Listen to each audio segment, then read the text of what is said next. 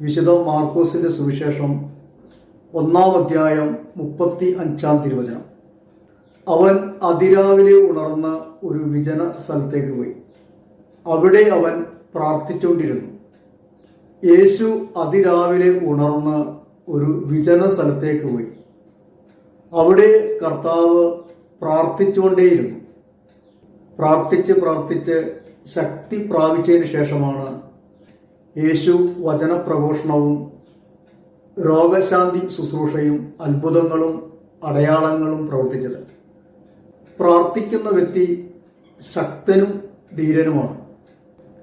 പരിശുദ്ധാത്മാവിന്റെ അഭിഷേകത്തിൽ വളരുവാനും കൃപയിൽ നിലനിൽക്കുവാനും നിരന്തരം പ്രാർത്ഥന ആവശ്യമാണ്. പ്രഭാതത്തിൽ ഉണർന്ന് അവിടുത്തെ അന്വേഷിക്കുന്നവർക്ക് കൃപ ലഭിക്കും. പ്രഭാഷകൻ 32:14.